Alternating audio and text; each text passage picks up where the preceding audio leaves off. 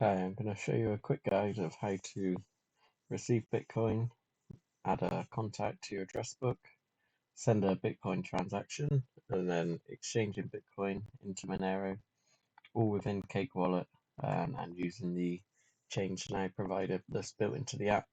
So you can see on the screen here, if you swipe to the right, you've got your Bitcoin address. You can copy that to your clipboard and then that into Exchange.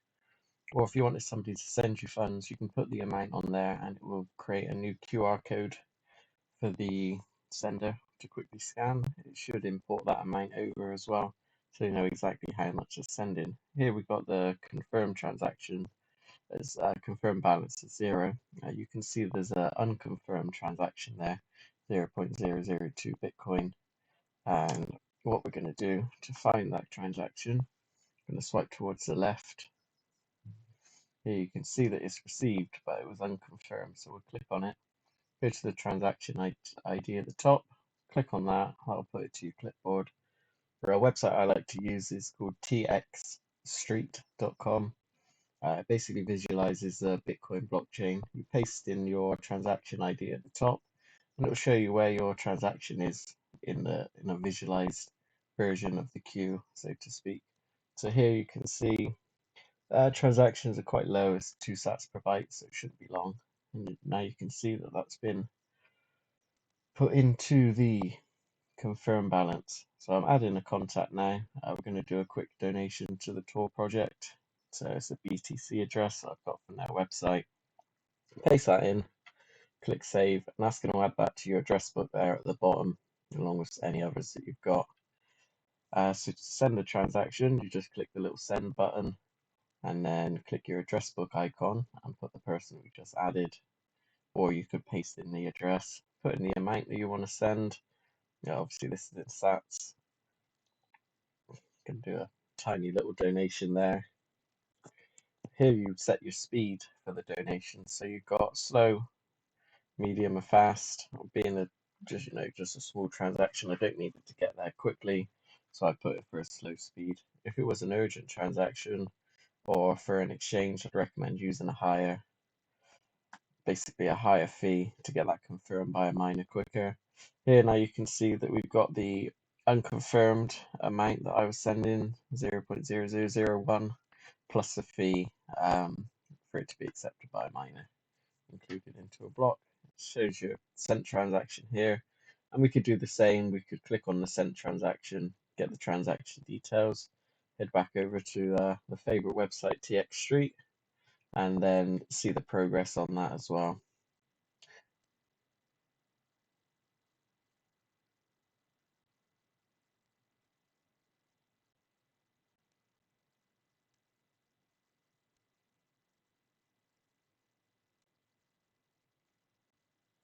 So now we can see it's actually rather congested. We've got 25 sats per block, which is going to get you into the next block there.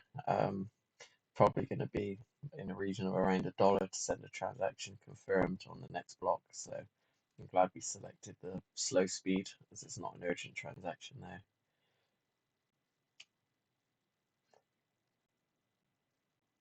Now, whilst we're waiting for that to send, we're going to create a in-app exchange. So I click the exchange button, and now you can either put in the amount of Bitcoin that you wish to exchange, or you could put in the amount of Monero you needed to receive. Select your wallet you want the funds to be sent to. I'll show in XMR at the bottom. I just click that from the address book. Toggle the fixed amount. So if I was paying a vendor, I want 0.25 XMR to arrive. I need that to arrive because I'm paying for goods, and that's the price that we agreed on. Here you've got your trade ID of your exchange. You want to copy that so you can check the status at a later date, and then click got it, and that will confirm. And the final push of the confirm at the bottom, that will confirm your sending transaction. The recipient address there won't be your Monero receive address. The exchange create a one-time address for you to send your funds to. Never send funds to that address again. You just create another exchange if you wanted to convert more into Monero in the future or any other coin that's available. Now on the transaction screen, you can see that we've created a BTC to XMR with the Change Now logo. That's got your trade ID of the exchange on there. You can click and copy that to your clipboard, or you can click the track button, which will open up into a browser in the app and show you that I've sent the funds to the correct address because it's showing as confirming there. If you had sent the transaction and it wasn't showing as confirming, I would recommend double checking that you got the address right that you've sent the funds to. But everything's handled in the app, so it's unlikely that would happen. That would be if you were sending the transaction manually. So we can check our sent transaction now as well. I'm going to head back over to TX Street just to give me a rough idea of how long I'll be looking at before that transaction's confirmed. But we're not going to go over yet. Actually, we're going to create another exchange. We're going to do one with a medium fee this time, just to see the difference in the fees that we pay and the transaction speeds. So we're going to create another exchange.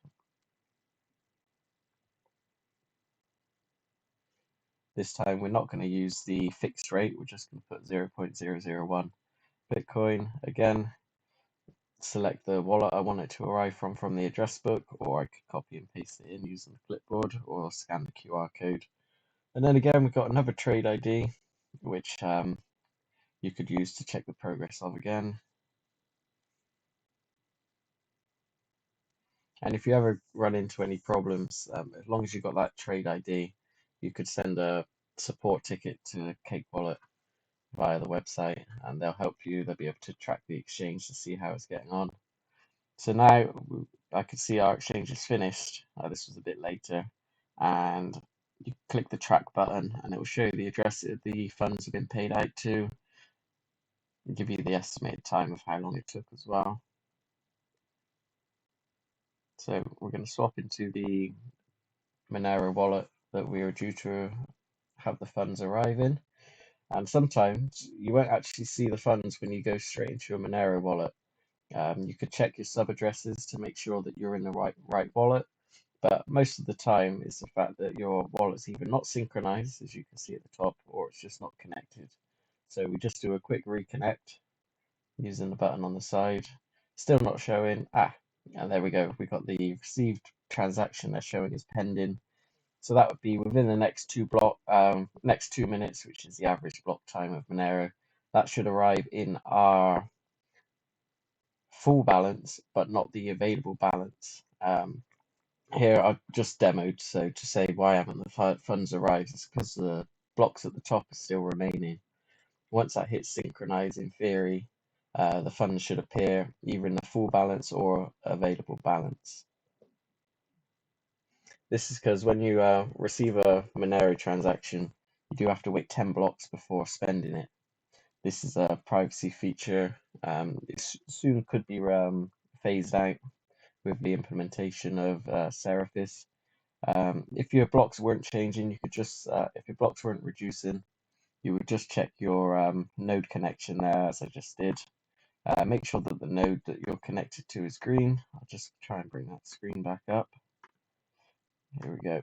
So you'd go check your node collections here. Now you can see I've got various ones. Some are green, some are red. If your blocks weren't reducing for any reason, then you just want to check that your node connection is green and online. I hope this has helped you. If you didn't know how to exchange your Bitcoin into Monero already, it's an easy way, done with inside Cakewallet. There we go. Thank you very much.